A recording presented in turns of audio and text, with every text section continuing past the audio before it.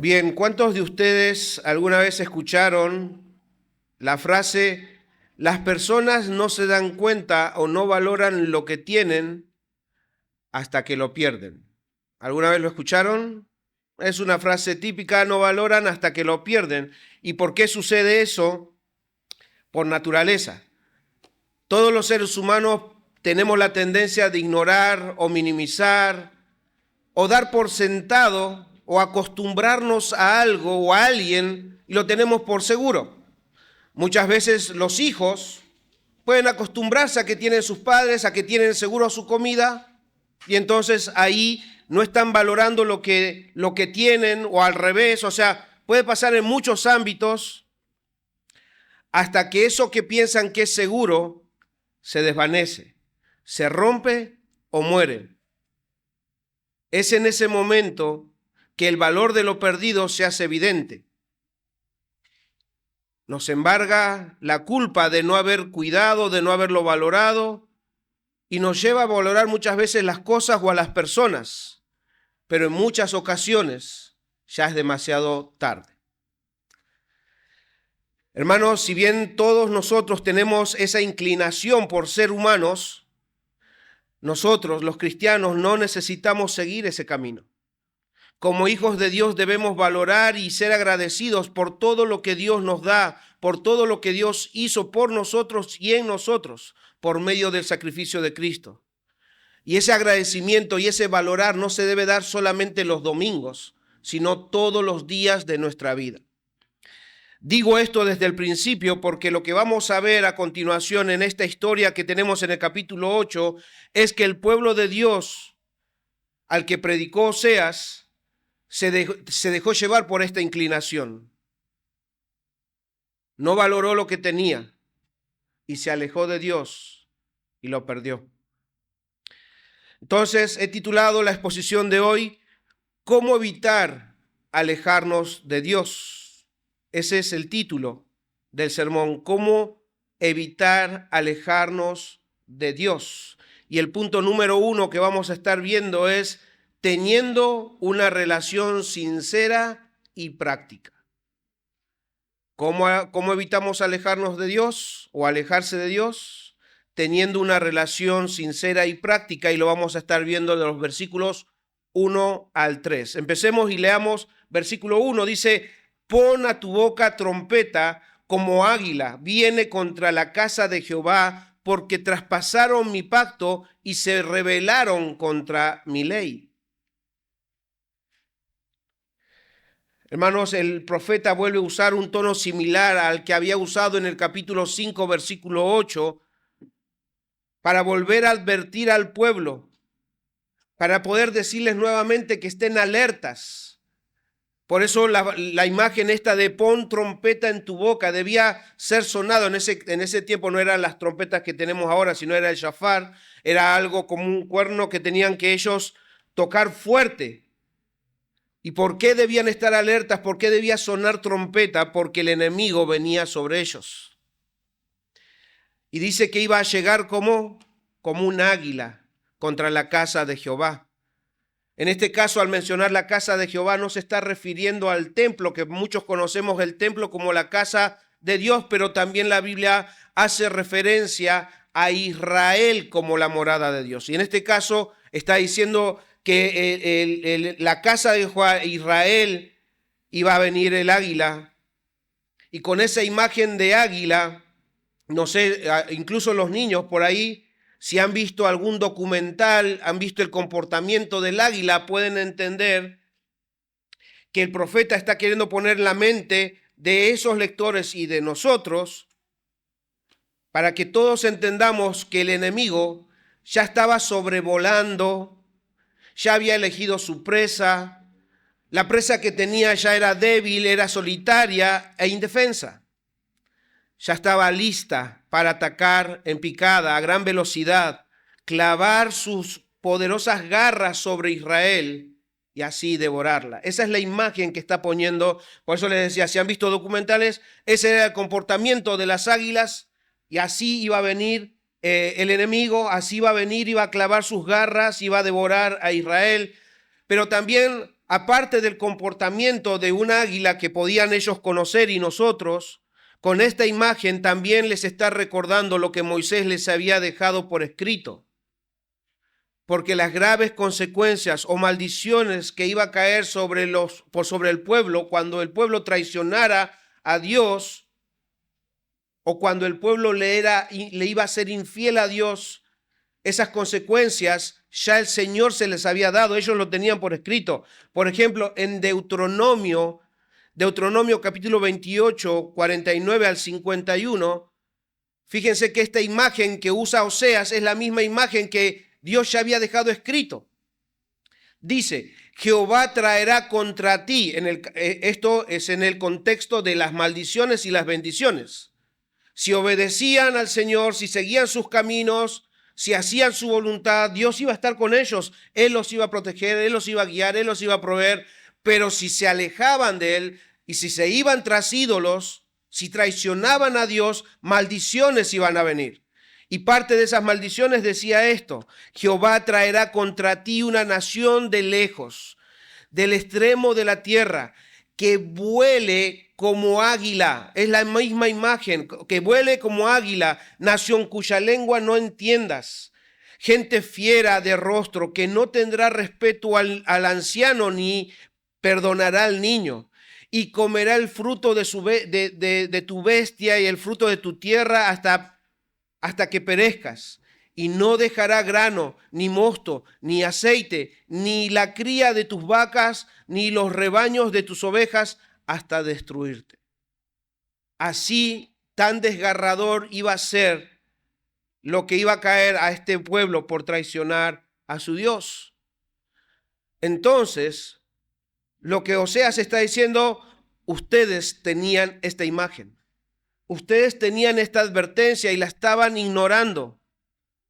Pero Dios no olvida.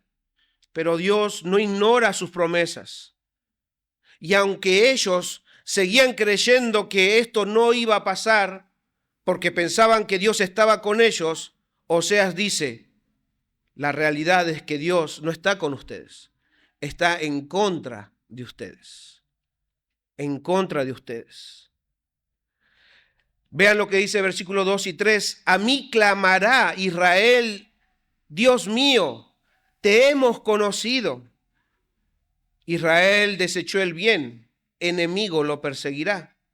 Fíjense esa frase, Dios mío, te hemos conocido. Hermanos, hemos estado viendo el comportamiento de este pueblo desde el capítulo 1. Entonces esta declaración nos deja ver los ciegos o lo endurecidos que estaban. En nuestro dialecto o en nuestro tiempo, nosotros podríamos decir cuando escuchamos esto, qué caraduras. O sea, nosotros venimos viendo cómo se venían comportando y ahora dice, nosotros clamamos a Dios, nosotros te hemos conocido. Realmente era un comportamiento de caradurez. Hermanos, este pueblo no quería reconocer que tenía una doble vida, o como aprendimos el domingo pasado, una falsa piedad.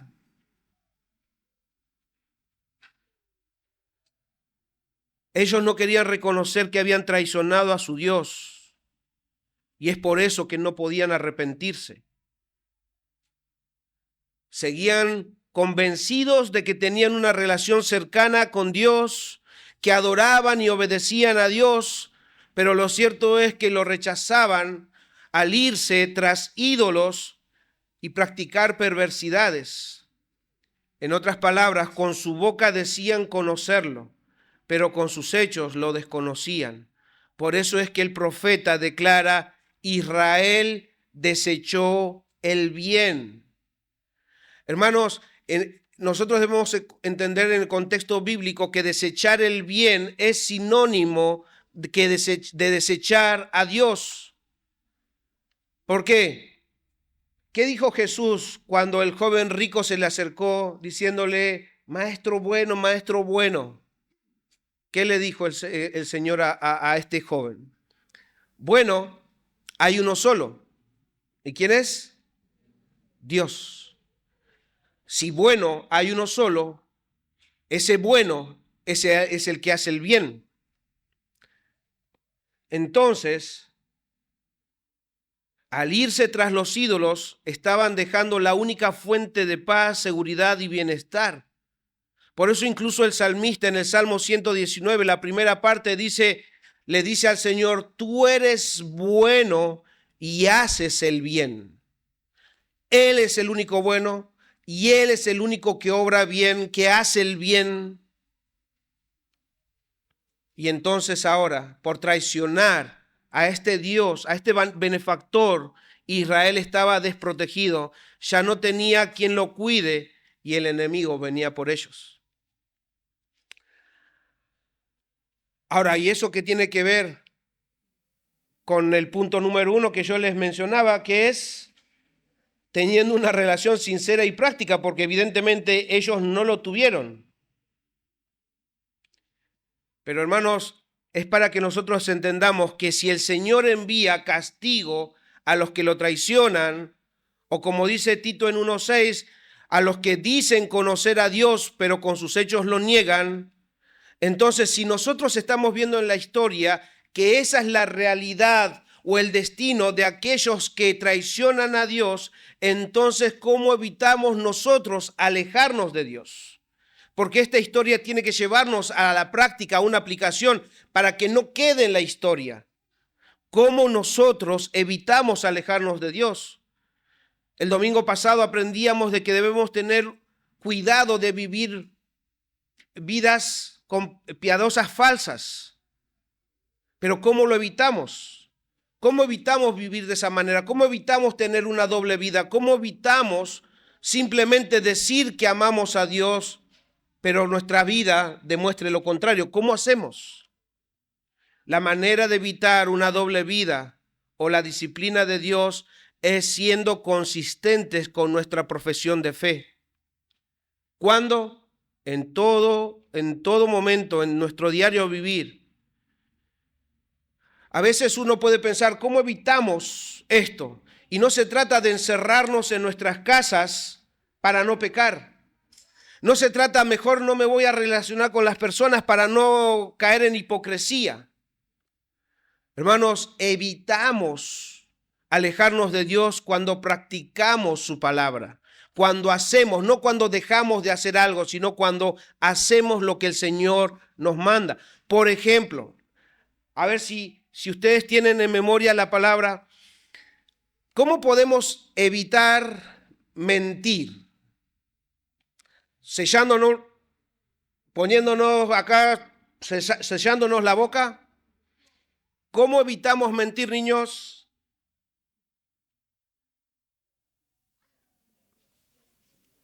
Niños, ¿cómo evitamos mentir? ¿No saben? Eso, diciendo la verdad, diciendo la verdad. Muy bien, gracias por participar. No mentir, y ¿cómo evitamos no mentir? Diciendo la verdad, diciendo la verdad. Por eso la Biblia dice que para evitar mentir debemos hablar cada uno con su prójimo, ¿qué? Verdad, la verdad. Eso está en Efesios 4:25. ¿Cómo evitamos robar? ¿Cómo evitamos? Porque podemos ser tentados a robar. ¿Cómo podemos evitar robar? Trabajando con nuestras manos. El que robaba ya no robe más, sino que ahora trabaje para proveerse a sí mismo, y no solo para él, sino también para compartir con otros. Dice Efesios 4:28. Hermanos, ¿cómo evitamos toda amargura, enojo, ira, gritería? Porque eso seguramente no, ustedes en sus casas no lo tienen. Así que esto no es para ustedes. Ustedes no tienen amarguras, no tienen enojos, ira, gritería. ¿Son tentados a eso? ¿Y cómo evitamos eso?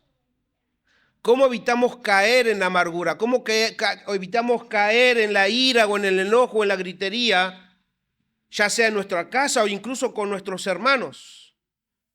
La Biblia dice que evitamos siendo amables y considerados unos con otros y perdonando a los demás como Dios nos ha perdonado a través de Cristo. Efesios 4:31 al 32. Entonces, muchas veces pensamos que para no pecar mejor no hago cosas. No, mejor es hacer lo que Dios nos manda hacer. Entonces, hermanos, si vivimos de acuerdo a lo que creemos y a lo que nos enseña el Señor por medio de su palabra, no tendremos por qué avergonzarnos y mucho menos no tendremos por qué tener temor. Aparte, hermanos, vivir de esta manera consistente con nuestra fe y nuestra práctica es una manera de gratitud a nuestro Dios por haber enviado Él a Jesucristo a morir en nuestro lugar. Gratitud por habernos dado un nuevo corazón y al Espíritu Santo que mora ahora en cada uno de los creyentes. Pero también vivir de esta manera muestra nuestro amor por Jesús. Porque Jesús mismo dijo, los que me aman obedecen mis mandamientos. Juan 14:15. Hermanos, es a eso en que debemos nosotros ocuparnos. No se trata de alejarnos, de desvincularnos, no se trata de cerrar nuestros ojos, de cerrar nuestras bocas, cerrar nuestros oídos. Se trata de estar atentos a la palabra de Dios y esforzarnos, porque para nadie es fácil. Por eso mismo debemos aprender a depender de nuestro Dios en oración y pedirle que nos ayude a ser esforzados en estos asuntos. Por eso incluso el apóstol Pedro en su segunda carta animaba a los cristianos a hacer esto. Para evitar pecar, mejor ocúpense de esto, les decía. Voy a leer en la traducción lenguaje actual, segunda de Pedro 1, del 5 al 8. Por eso mi consejo es que pongan todo su empeño en afirmar su confianza en Dios, esforzarse por hacer el bien, procurar para conocer mejor a Dios y dominar sus malos deseos. Además, deben ser pacientes, entregar sus vidas a Dios, estimar a sus hermanos en Cristo y sobre todo amar a todos por igual. Si ustedes conocen a Jesucristo, harán todo esto y tratarán de hacerlo cada vez mejor. Así vivirán haciendo el bien. Ocúpense de esto. Oren a Dios para que el Señor nos ayude a estar pensando en estas cosas y no distraernos por tantas cosas que el mundo nos bombardea. Hermanos, esto quiere decir que la fe que tenés vos y que la fe que tengo yo, primeramente nos da la convicción de que somos hijos de Dios, que hemos sido elegidos para ser parte del pueblo de Dios. ¿No es eso lo que el Espíritu Santo obra en ustedes cuando leen su palabra? ¿No les da convicción de que son hijos de Dios? ¿Verdad que sí? Bueno, pero esa misma fe que es dada por el Señor Jesucristo de pura gracia, debe llevarnos a vivir de tal manera que honremos a nuestro Salvador. Esa misma fe que nos convence de que somos hijos de Dios debe llevarnos a vivir como hijos de Dios. Esa fe que nos dice que nosotros hemos sido apartados del mundo para vivir vidas santas, debe llevarnos ¿a qué? A vivir vidas santas, apartadas del mundo, no amoldándonos a este mundo. Entonces, hermanos, valoremos lo que somos y lo que tenemos en Cristo Jesús. Procuremos ponernos en sintonía con la voluntad de Dios, que nuestras decisiones y acciones en casa, en la familia o en el trabajo o en la sociedad demuestren que buscamos hacer la voluntad de nuestro Dios. Eso significa tener una relación sincera y práctica con Dios, que no es solamente interna, sino también se hace evidente en la vida cotidiana que tenemos, donde nos movamos. Entonces, ¿cómo evitar alejarse de Dios? Segundo punto, estando satisfechos con nuestro Señor. Lo vamos a ver en los versículos 4 al 11. Este es un poquito más extenso. Como se dan cuenta, estando satisfechos en nuestro Señor, si han podido más o menos ver la intención de este sermón, el pueblo de Israel es lo contrario a lo que estoy proponiendo, para nosotros aprender de esos errores. Punto número 2, entonces, estando satisfechos con nuestro Señor. Hermanos, todo el que no está satisfecho con lo que tiene o con lo que es, va a buscar alternativas para estarlo, quieran o no quieran. El que no está satisfecho con lo que es o con lo que tiene, va a buscar tenerlo o serlo. Va a buscar alternativas. E Israel lo buscó. Y veamos cómo este pueblo manifestó su insatisfacción con Dios. Versículo 4 dice: ellos establecieron reyes, pero no escogidos por mí. Constituyeron príncipes, mas yo no lo supe. O sea que él los desconocía. De su plata y de su oro hicieron ídolos para sí, para ser ellos mismos destruidos. Hermanos, evidentemente este pueblo no estaba satisfecho con el liderazgo de Dios.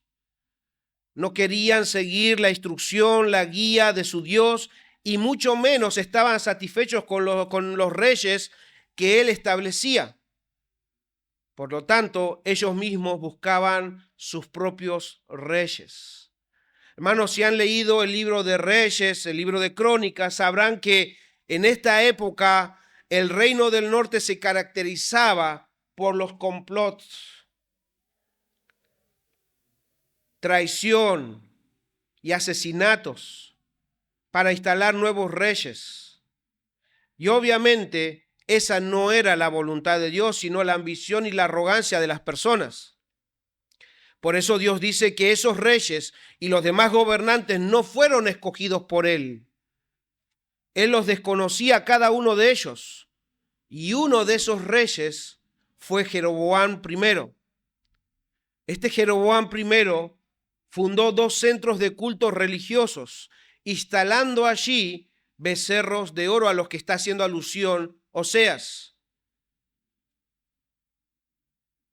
Esos becerros de oro él mismo los mandó a fabricar con el propósito de que el pueblo ya no vaya a Jerusalén, porque él tenía miedo, porque si siguen yendo a Jerusalén, van a terminar volviéndose a Dios. Entonces él mandó a construir esos becerros para evitar ir a Jerusalén. Y Jerusalén era el lugar que Dios había elegido para manifestar su presencia, y este rey los estaba alejando de Dios al fabricar esos ídolos. En el primer libro de Reyes, capítulo 12, versículo 28 al 30, dice esto: y habiendo tenido consejo, hizo el rey 2 becerros de oro, y dijo al pueblo: bastante habéis subido a Jerusalén. He aquí tus dioses, oh Israel, los cuales te hicieron subir de la tierra de Egipto. Y puso uno en Betel y otro en Dan. Y esto fue causa de pecado, porque el pueblo iba a adorar delante de uno hasta Dan. O sea, eso está en la historia también. Este rey mandó a fabricar estos y le pedía a su pueblo que vaya con esos ídolos. Por eso Oseas dice en el versículo 5: tu becerro, oh Samaria, te hizo alejarte. Se encendió mi enojo contra ellos hasta que no pudieron alcanzar purificación, porque de Israel es también este, y artífice lo hizo. No es Dios, por lo que será deshecho en pedazos el becerro de Samaria. Hermanos, este rey alentaba al pueblo a adorar a esos ídolos, diciendo que era el Dios que los sacó de Egipto. Aunque lo hubiesen personificado, era una idolatría. O sea, Dios no es un animal, Dios no es una imagen. Es más, Dios mismo dijo en la ley que no debían hacerse imágenes de nada que esté en el cielo, ni nada que esté en la tierra, ni en el mar. Pero este rey decía: este es el Dios que los sacó de Egipto. Y así terminaron adorando a un animal antes que a Dios, la imagen de una criatura antes que al Creador. Por esta razón, hermanos, el pueblo junto a sus ídolos iban a ser destruidos. Otro profeta dice que las personas se convierten igual que aquellos ídolos a los que adoran o los fabrican. Eso quiere decir que ustedes conocen las imágenes de los ídolos, tienen orejas y no ven, perdón, tienen orejas y no escuchan, tienen ojos y no ven, tienen boca y no hablan. Y el Señor dice que así como sus ídolos se convierten aquellos que lo adoran o que lo hacen. O sea que este pueblo estaba tan insensible que tenía ojos y no veía el peligro, que tenía oídos y no escuchaba la advertencia de Dios, que tenía boca, pero no adoraban a Dios. Pero así como se convierten como sus ídolos, su fin iba a ser como el de ellos. Dios iba a destruir a esos ídolos, pero no solamente a los ídolos, sino también a aquellos que lo adoraban. Como verán, tampoco estaban satisfechos con la provisión de Dios, dice los versículos 7, 8, porque sembraron viento y torbellino segarán, no tendrán mies, ni su espiga hará harina, y si la hiciere, extraños la comerán. Devorado será Israel, por tanto, pronto será entre las naciones como vasija que no se estima. Perdió su valor, perdió lo que era. Y con esa frase de que sembraron viento, por el contexto como viene hablando, o sea, nos está indicando que la adoración a esos ídolos que tenían, sus súplicas, sus sacrificios, eran inútiles, porque ni el becerro, ni Baal, a quien también adoraban, eran aquellos dioses, entre comillas, que les daba las buenas cosechas. Ellos pensaban que porque adoraban y sacrificaban a este becerro o a Baal, ellos iban a tener buenas cosechas, pero no era así. Eso más bien los estaba alejando cada vez más del Señor. Por eso es que la provisión iba a ser cortada. Y que si de alguna manera algo iba a dar la tierra, iba a ser comida por sus enemigos. Porque sus enemigos iba a venir como torbellino, dice ahí, trayendo destrucción a Israel. Por otro lado, no estaban satisfechos con la protección de Dios. Vean versículo 8, 9 al 11. Porque ellos subieron a Siria como asnos montés, para sí solo. Efraín con salario alquiló amantes. Aunque alquilen entre las naciones, ahora las juntaré y serán afligidos un poco de tiempo por la carga del rey y de los príncipes, porque multiplicó Efraín altares para pecar, tuvo altares para pecar. Hermanos, si leen la historia, ustedes van a ver que el rey de Asiria y su poderío militar en ese tiempo prometía victoria, paz, bienestar, pero debían hacer alianza con ellos. Y en esa alianza debían comprometerse a pagar tributos por la protección. Y eso es lo que precisamente hizo Israel. Por eso dice que subieron a Siria. No es que todos se mudaron a Siria, sino que eso significa que hicieron alianza con ellos y pagaron por protección, hermanos, cuando la protección y la provisión de Dios era gratuita para su pueblo. Hermanos, Dios les daba las cosechas, Dios les daba en abundancia, Dios los llevó a tierra que ellos no habían sembrado, a una tierra que fluye leche y miel. Dios les dio todo eso. No eran los ídolos. Y se los daba gratuitamente, porque ellos no habían trabajado, no habían sembrado, pero ellos podían comer de todo eso. Pero este pueblo, insatisfecho con todo eso, prefirieron ¿qué? Alquilar amantes, dice ahí. Prefirieron pagar por protección. Entonces, sin tomar en cuenta a Dios y siguiendo su terquedad, tomaron su propio rumbo. Por eso el profeta pone en esta imagen de asno montés. Un asno montés es terco. Y así quisieron andar ellos, andar por sí mismos. Entonces iban a ser presa fácil para el devorador que estaba en camino, o mejor dicho, un devorador que ellos mismos fueron a buscar. ¿Por qué? Porque Asiria, al que ellos se habían aliado, iba a ser su verdugo. O sea, ellos fueron por protección, desconfiando de la protección de Dios, dijeron, no, vamos a aliarnos con Asiria. Y Asiria misma los iba a conquistar. Hermanos, este pueblo insatisfecho buscó sus alternativas. Como dice el versículo 4, este pueblo escogió reyes y gobernantes que Dios no había elegido. Y estos reyes que este pueblo había elegido por su propia cuenta, los llevaron a la destrucción.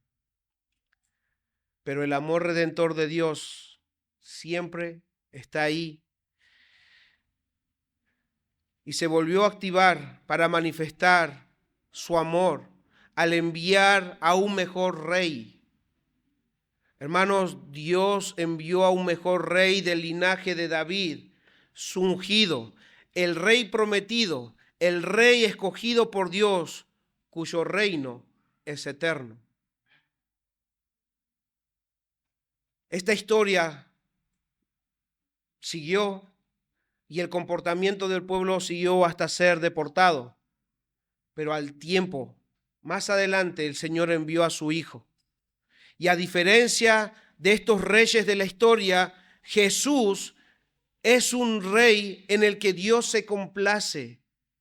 Jesús, a diferencia de estos reyes, fue obediente y obediente hasta la muerte y muerte de cruz. A diferencia de estos reyes que quedaron en la historia porque murieron y quedaron en la historia y simplemente los recordamos como aquellos que estuvieron pero murieron, a diferencia de estos reyes, el Rey Jesús resucitó de entre los muertos con poder.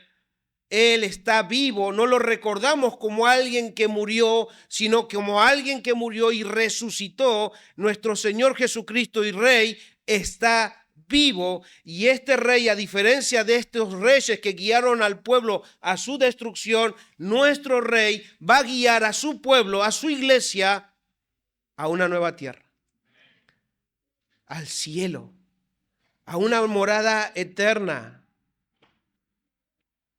de pura gracia, porque nada de lo que está allá lo conseguimos nosotros, lo consiguió Jesús. Esas moradas eternas que nos esperan, es Jesús quien las está preparando para nosotros. No porque lo merezcamos, sino por lo que Cristo ha hecho por nosotros. Pero mientras esperamos ese día glorioso, hermanos, les pregunto, ¿quién de ustedes que forma parte de su iglesia quiere seguir las pisadas del pueblo al que le predicó Oseas? ¿Quién? ¿Quién quiere seguir los pasos del pueblo de Israel en esta parte de la historia?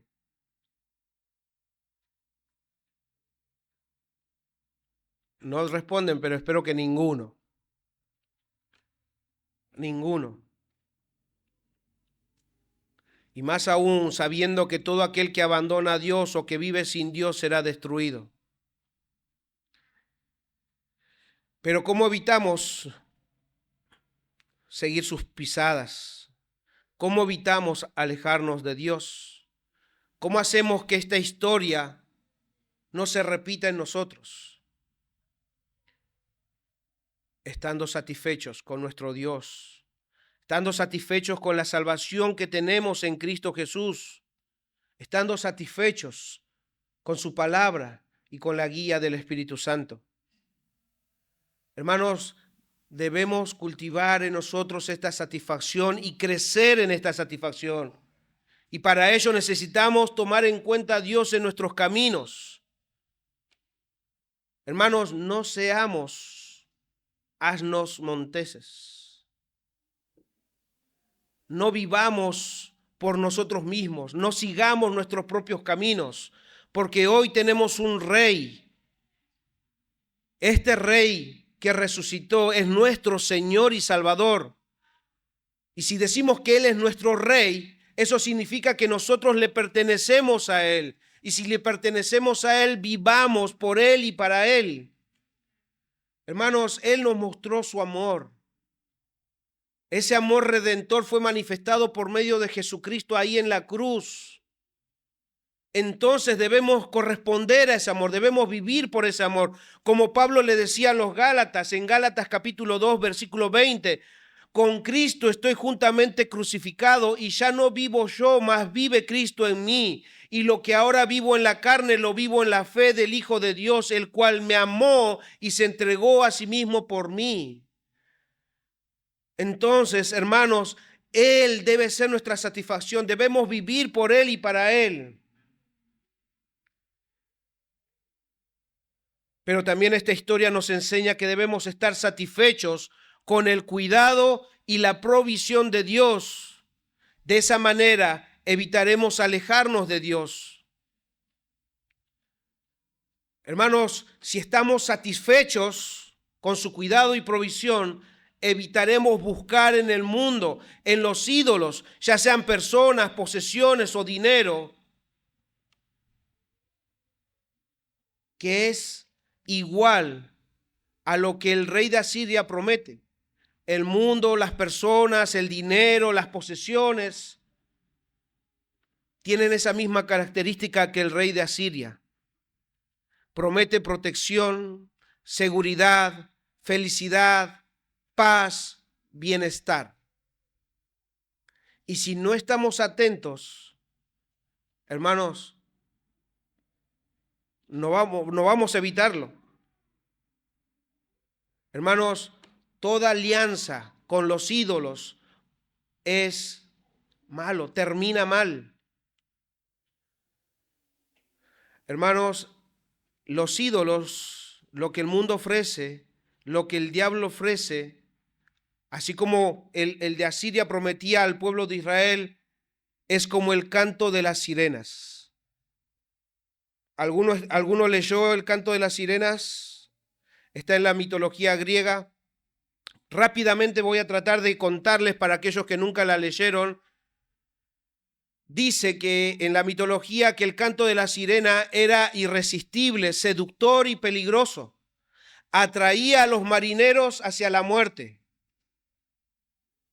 Hermanos, lo que el mundo y el diablo ofrece es similar. Por eso muchos cristianos insatisfechos caen en la tentación, como los marineros son atraídos ante ese canto y caen. El dinero, el amor al dinero es el peor de los males, porque promete todas estas cosas. Entonces un cristiano insatisfecho puede caer. Otros pueden ser como Ulises, que también cuenta esta mitología, quien deseaba escuchar, pero para evitar caer, ordenó a su tripulación taparse los oídos con cera y exigió ser atado al mástil, advirtiéndoles que no lo soltaran sin importar cuánto él suplicara. Ulises, al escuchar el canto de las sirenas, intentó liberarse, pero su tripulación cumplió con las órdenes que él les había dado hasta que pasara el peligro. Hermanos, así muchos cristianos pasan la vida atados al mástil de la religión, portándose bien, cumpliendo reglas, a veces quejándose de las circunstancias, pero no están satisfechos con Dios. Viven deseando y probando lo que el mundo ofrece. Y usan la palabra, la oración y a los hermanos como Ulises usaba a los marineros, para que no les suelten mientras escucha el canto del mundo. Entonces vienen, se congregan como para tener su refrigerio, su momento, pero mientras está afuera solamente está pensando en las cosas que el mundo ofrece. Pero hay otro personaje que aparece en esta historia y es Orfeo, quien utilizó lo que tenía y lo que sabía para anular el peligro por completo. Dice la historia que él tocó su lira y cantó con tal belleza que superó y ahogó las voces de las sirenas, protegiéndose a sí mismo y a sus compañeros de caer en la tentación de morir. Hermanos, ese debe ser el verdadero cristianismo. Dios nos ayude a tener esa actitud para nosotros estar satisfechos con el cuidado y la provisión de Dios. Disfrutemos de su salvación, esa salvación que Dios nos dio de pura gracia, y crezcamos en nuestra relación con Dios. Solo así evitaremos alejarnos de Dios. Y no solo nosotros, sino también ayudaremos a nuestros hermanos. Porque sin Dios no existe seguridad y felicidad verdadera. Hermanos, Jesús lo dijo, que Dios cuida y provee de las flores y de las aves. ¿Cuánto más no cuidará de nosotros, sus hijos? Entonces, ¿por qué tenemos que estar buscando en el mundo lo que solo Dios puede darnos? Hermanos, no necesitamos ídolos, no necesitan estar pagando amantes ni protección. Nosotros tenemos a Cristo. Hermanos, Él prometió estar con nosotros todos los días. Entonces, usemos lo que tenemos. Él es nuestra lira. Él es nuestro canto que supera y ahoga el canto del mundo y las voces del diablo. El mundo está cantando su canto como el de las sirenas, pero Cristo opaca todo eso.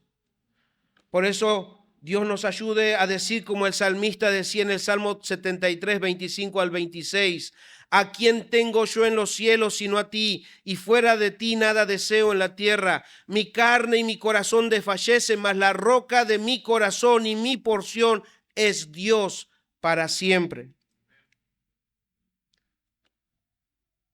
¿Cómo evitamos alejarnos de Dios? Experimentando la grandeza de su palabra. Ese es el tercer punto.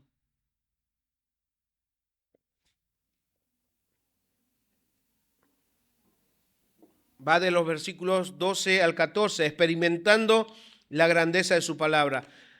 Leamos, dice, versículo 12, le escribí la grandeza de mi ley y fueron tenidas por cosa extraña.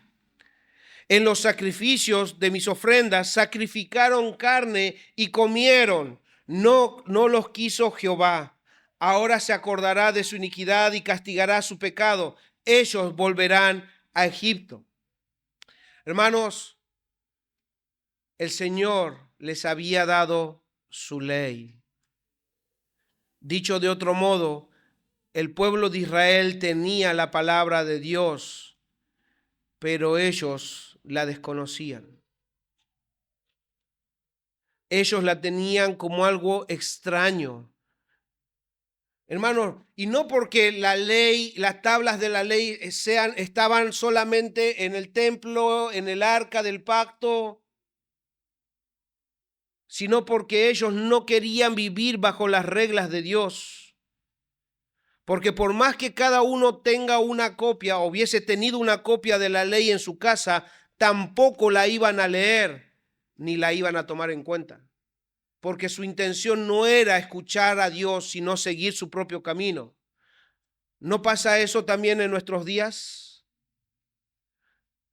En este 2026, ¿no hay Biblias en todas las versiones? Todas las versiones que quieran. Todos los tamaños que quieran.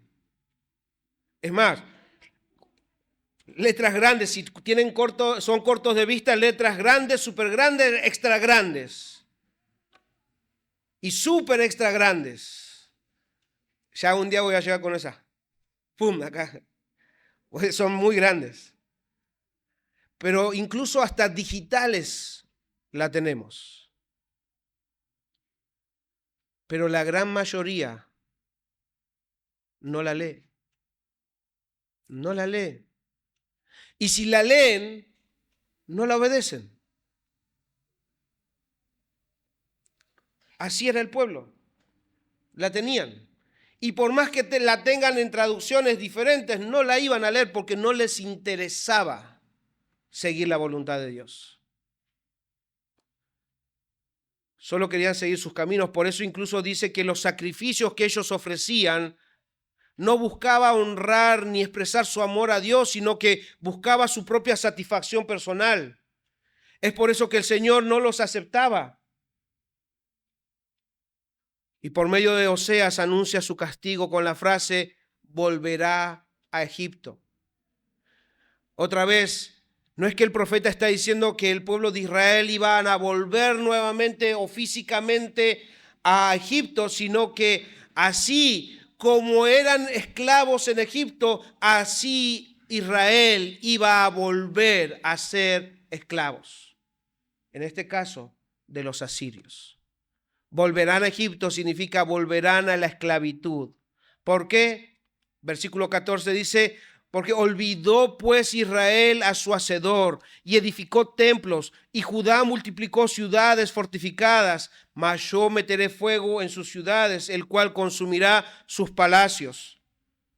Hermanos, miren cómo mientras el reino del norte, acuérdense que Israel estaba dividido en dos partes, el reino del norte, dice esta historia, que multiplicaban los altares para pecar, edificaban templos para adorar ídolos, y por el otro lado, el reino del sur, o sea, Judá, demostraba su falta de confianza en Dios al construir ciudades fortificadas, pensando que esas murallas o sus fortalezas podían protegerlos. Ninguno de los dos reinos buscaban acercarse a Dios, sino que más bien dice Oseas que olvidaron a su hacedor. Por tal motivo Dios iba a venir a ellos como fuego consumidor. Como verán, hermanos, esta historia nos muestra que este pueblo no valoró lo que tenía hasta que lo perdió. No valoraron a su Dios hasta que lo perdieron. Y cuando se dieron cuenta, ya era tarde. Ya eran nuevamente esclavos. Ya era tarde. Esta historia nos muestra que Dios una y otra vez habló a este pueblo.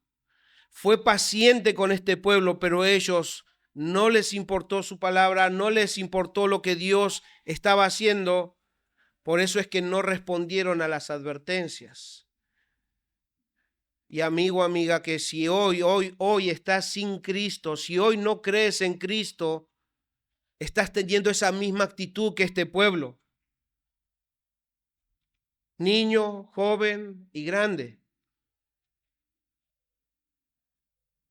Así como este pueblo, domingo tras domingo, Dios te está llamando a que te arrepientas de tus pecados. Ustedes deben saber que Dios no se complace en que se pierdan. Él quiere salvarlos. Él quería salvar a este pueblo, por eso envió profetas para advertirles, para que ellos se vuelvan. Pero ellos no quisieron escuchar. Hoy y domingo tras domingo, niño, joven y grande, debes saber que Dios quiere salvarte. Por eso domingo tras domingo predicamos de la salvación que hay en Cristo Jesús.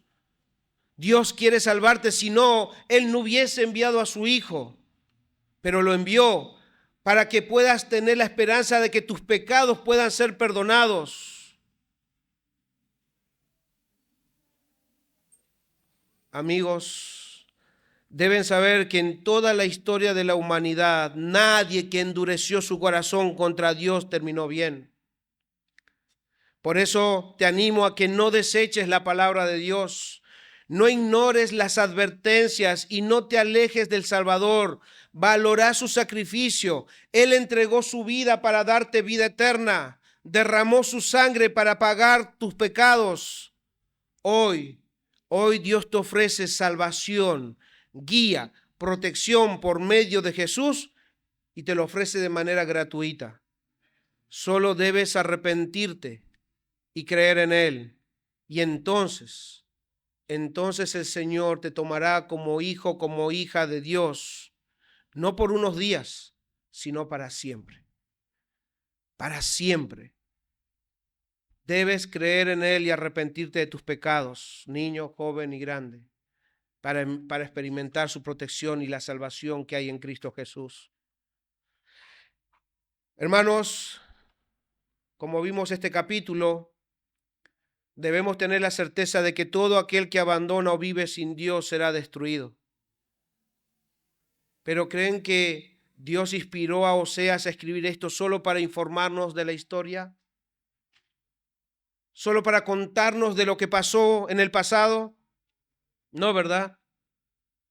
Oseas escribió con la intención de prevenir a sus lectores.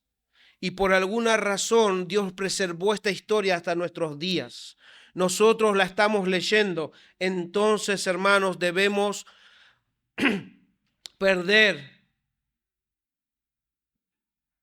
nosotros debemos perder algo para valorarlo. Nosotros tenemos que llegar a esto para valorar lo que Dios ha hecho con nosotros. ¿Verdad que no? Entonces, ¿cómo lo evitamos? Experimentando la grandeza de su palabra. Eso es dejándonos transformar por su palabra. Hermanos, debemos orar para que no nos acostumbremos a la palabra de Dios, para que no lo tengamos como, bueno, sí, si no lo tengo hoy, mañana lo tendré, como algo seguro.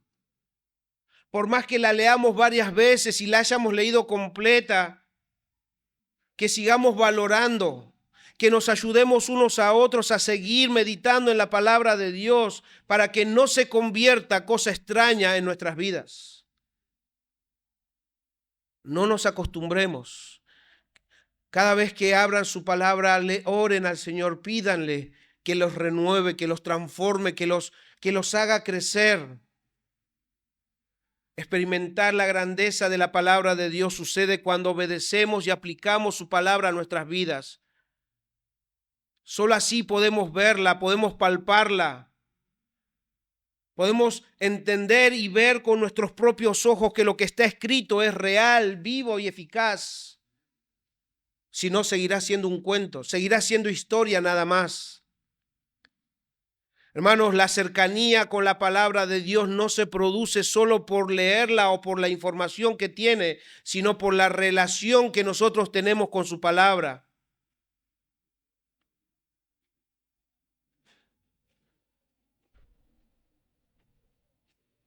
Cada uno de nosotros debe experimentar que su palabra alumbra su camino, que es más dulce que la miel y que es más valiosa que oro y oro refinado.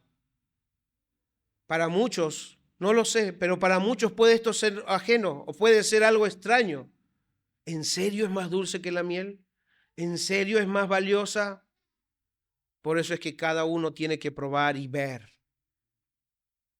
Y eso sucede cuando obedecemos su palabra. Un solo ejemplo.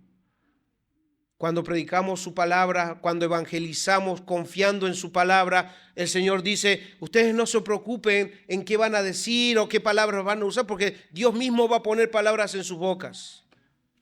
Y estamos ahí, pero solamente aquel que ha vencido el temor y ha obedecido su palabra sabrá que eso se cumple. Eso se cumple, hermanos, se cumple. Aun cuando somos rechazados, el Señor infunde aliento. Eso se cumple. Pero eso solamente lo experimentamos si nos atrevemos a experimentarlo. Si dejamos que su palabra gobierne nuestras decisiones y nuestras emociones. Y así en cada ámbito de nuestras vidas. Si el Señor dice, perdona las ofensas, no guardes rencor, no tengas raíces de amargura. Sí, pero a ustedes no les hicieron lo que me hicieron a mí. Pero cuando atrevemos a perdonar, ustedes van a experimentar que una mochila grande cae de nosotros. Es como que nos sentimos libres de nuevo. Eso no debe ser un cuento. ¿Deberían ustedes estar experimentándolo? Todos nosotros debemos experimentar eso. Y así podremos disfrutar de la grandeza de su ley, la grandeza de su palabra. y no sea solamente un cuento para nosotros. Y por último, ¿cómo evitamos alejarnos y olvidarnos de nuestro Hacedor? Asegurándonos, hermanos, que nuestra adoración no sea pensando en nosotros, sino en nuestro Dios.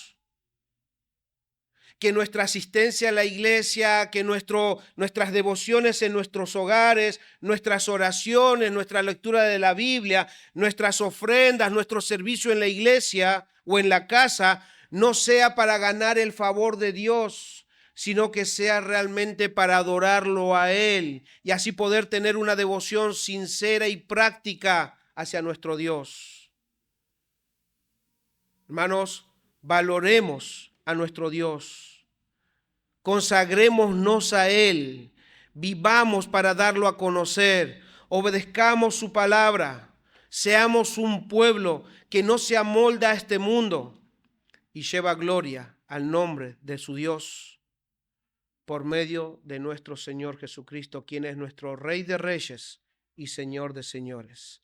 A Él nos debemos, hermanos, valorémoslo. No necesitamos perder para valorar. ¿Saben por qué? Incluso debemos estar más agradecidos porque lo que Dios nos dio en Cristo, lo que Dios hizo en nosotros en Cristo, ya no se puede perder. Ya no se puede perder. Esa realidad debería llevarnos a tener mayor gratitud y, como decía hoy al principio el hermano, a venir delante de Él con regocijo, con gratitud, con alabanza, a rendirnos a Él, a postrarnos a Él y adorarlo, porque lo que Dios hizo y lo que Dios nos dio en Cristo Jesús es eterno, no lo podemos perder. Entonces valorémoslo aún más.